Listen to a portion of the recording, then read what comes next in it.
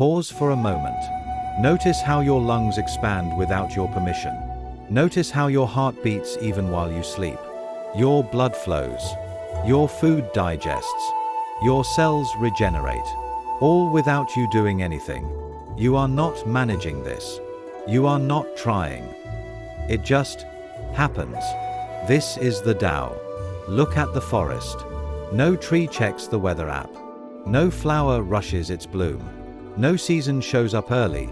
No winter overstays. And yet, everything arrives exactly when it must. Spring doesn't chase summer. Autumn doesn't fear death. Each part of nature moves in rhythm, not resistance. So why do we, the only creature gifted with awareness, spend our lives trying to control everything? Before empires rose or fell, before names like Confucius echoed through history, there was a man named Lao Tzu, meaning old master, though no one's sure if he ever truly existed. If he did, it was sometime between 571 and 471 BCE, in the ancient state of Chu, what we now know as Henan Province, China. Lao Tzu saw the madness of men. Kings waging war, rituals masking ego, knowledge used to divide. He did not want to lead. He did not want to teach. He simply wanted to leave.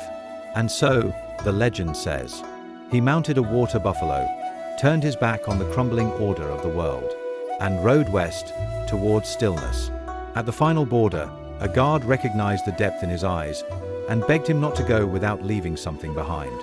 And in a single act of reluctant mercy, Lao Tzu wrote down 5,000 characters.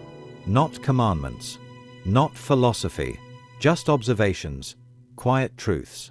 This became the Tao Te Ching, a book not of answers, but of invitations. To breathe, to listen, to let go, the very secret of life. And then, he vanished, leaving behind not a system, but the way.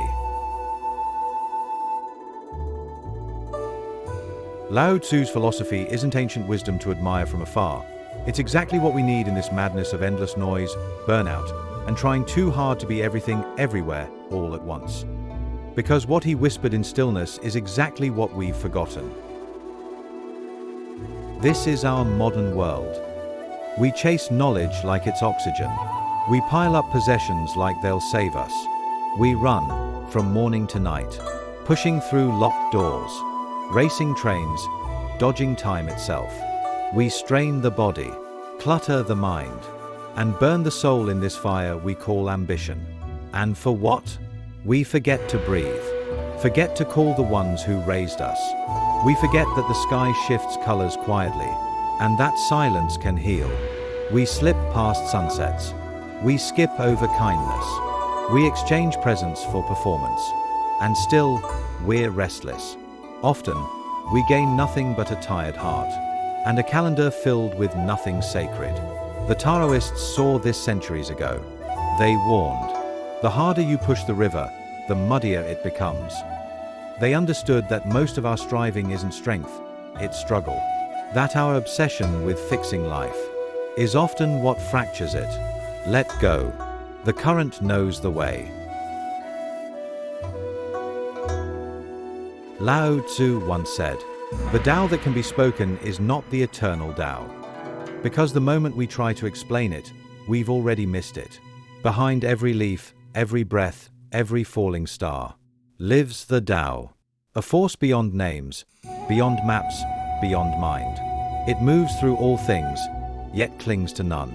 It gives life to the seen and the unseen, to the solid and the silent, to the moment before thought. Try to grasp it, and it vanishes. Try to define it, and it dissolves. In our hunger for order, we name, we judge, we box the world in language, and forget how to feel it. Morals, labels, systems. We are so much trapped. They feel like anchors, but often become cages. We cling to the illusion of control, in a universe built on movement. But the Tao doesn't hurry. It doesn't obey. It blooms in rhythm. You cannot force a flower to open. You cannot rush a seed to rise. Everything unfolds in its own time. Not yours, not mine, but something deeper, something some call fate, others divine timing. And so we wait, not with frustration, but with trust, because the Tao is never late. It simply is. One of the most profound ideas in Taoist philosophy is Wu Wei, often translated as non-action, but that's only the surface. In truth, it means effortless action, the paradox of doing without forcing. So what is flow state then? Think of a musician lost in a solo, or a child dancing without fear of judgment. It's the state athletes call the zone, where thought disappears, movement flows, you become the act, and life happens through you, with you, not by you. Flow state is simply getting lost in the moment, where you become the moment. There is a state beyond stress, beyond doubt, beyond the sound of your own thoughts. Psychologists call it flow, but long before that word entered science, the Taoists simply called it Wu Wei, effortless action. It is not stillness. It is movement without friction, not laziness, but precision without pressure. In today's world, we rediscover it. Are the surgeon who loses all sense of time during a complex operation? Are the painter who forgets to eat for hours, hand moving like it already knows? Are the rock climber whose heartbeat matches the mountain? Are the coder in the hum of midnight, solving with fingers, not logic? Are the musician, eyes closed, no longer playing the instrument, but being played by it? This is not concentration. This is surrender. Psychologist Mihaly Csikszentmihalyi, who named this elusive state, found that the best moments in our lives are not the passive, relaxing ones, but those in which one's body or mind is stretched to its limits in a voluntary effort to accomplish something difficult and worthwhile. Brain scans show that in flow, the prefrontal cortex quiets down, self-doubt silences, bullseye dopamine flows, time distorts, electric light bulb action and awareness merge. You don't think about what you're doing. You become the doing. Taoism knew this all along, long ago and far away. A good traveler has no fixed plans and is not intent on arriving. Said Lao Tzu, this is flow. No pressure to finish. No anxiety to impress. Just deep presence with the process. Flow cannot be chased, only invited. Like a shy deer, it arrives when the forest is quiet.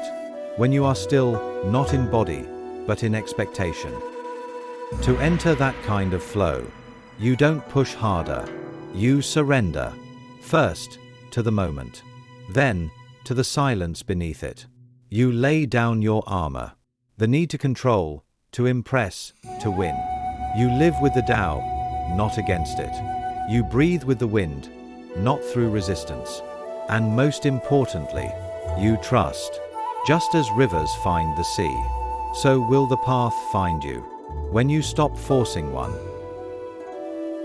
Trust that the one meant for you has already been born in this world. When the time is right, the path will rise to meet you. Trust that the silence you fear is the space where clarity will speak. Trust that the closed door wasn't rejection, but redirection. Trust that the dream you thought was dying is just waiting for you to catch up. You are not behind. You are exactly where the Tao has placed you. Let go of the wheel. The river is already moving. Let it flows. So the real question is, why do we rarely achieve flow state in real life? Let's talk a bit more on how to achieve the flow state. Then why we've forgotten the flow. Modern life is built on fragmentation. Deadlines after deadlines. Achievements, rewards, in the spiderweb of the system. Our attention wither with the overwhelming information. Notifications every 6 minutes. Multitasking as default.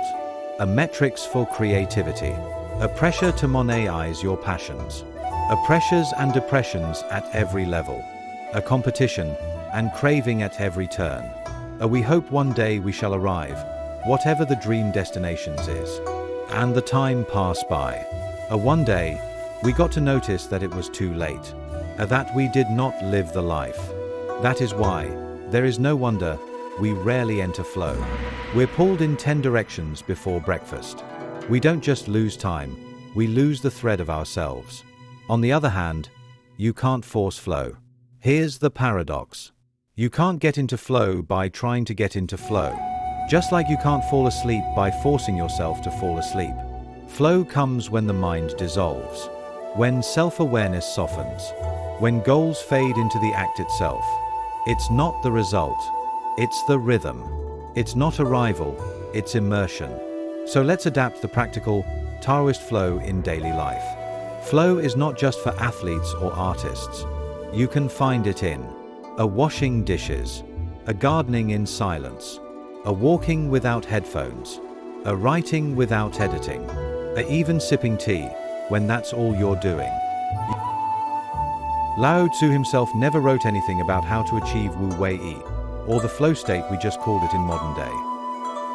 So here are practical tips to rebalance and enter into a flow state. To enter into the flow state, let's think of life with a dance analogy. Life is a dance, not a destination. Don't live like you're chasing a finish line. Live like you're dancing, not aiming for a point, but moving with the rhythm. You don't need to arrive. You only need to respond to the birds at dawn, to the quiet hum of the kettle, to the tension in your shoulders at midday, to the silence between thoughts. The Tao doesn't demand you be everywhere all at once. It just asks you to be here with what is.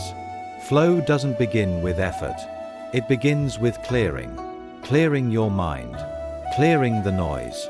Clearing the urge to be everything all the time. Life has rhythm, not speed. Move like water, not a bullet. Work like breath, not battle. Rest like roots, not clocks. Be gentle with yourself. You are not a project to perfect. You are a dancer on a floor that was already waiting for you. And when you stop pushing, you just might start to float. Here are 5 daily practices to enter flow and stay there. 1. Begin and end in silence. Just 10 minutes. Morning, night, no phone, no noise, only breath. This is not meditation for progress. This is stillness for your own self. Flow begins where noise ends. Try not to think. Better yet, concentrate on your breathing. 2. Guard 1 hour from the world. 1 sacred hour, phone off, mind on. Cook slowly. Walk aimlessly. Let boredom come. And watch awareness return. Flow needs space, not stimulation. Flow needs space. Distraction kills it. Create silence, and watch creativity slip in. 3. Do 1 thing. Only 1. Make tea like it's your only task. Fold clothes like it's an ancient ritual. When you do less, you feel more. No background noise. No rush. When you give full attention to small things, you train the mind to enter larger moments more deeply. 4. Ask yourself, nightly, what pulled me in today? What pulled me out?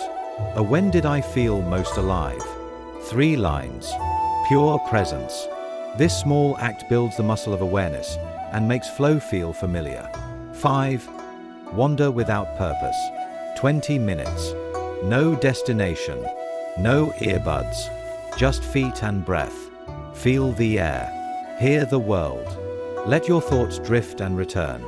This ancient Taoist practice, called aimless wandering, is one of the purest doorways to flow. It clears the mind not by control, but by movement. Stop thinking and end your problems.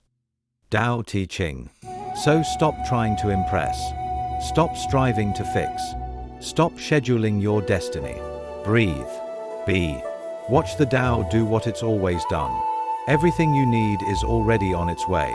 And when it arrives, you'll realize it never needed chasing. Be like a surfer doesn't fight the wave. She reads it. She rides it. That's Tao. By doing nothing, nothing is left undone. Let go. Trust the current. The Tao is already carrying you. Let go. When it's time, it will come. You will meet the person you're meant to meet. Not when you chase them, but when you become still enough to be seen. You will receive what is meant for you. Not when you demand it, But when your hands are open to accept it, you will arrive at the right moment. Not by speeding up, but by trusting that the road is already turning toward you. Thank you for watching. If this spoke to you, join us on this path of reflection, simplicity, and unlearning. Subscribe for more ancient wisdom adapted for modern lives. Let's stop chasing and start flowing.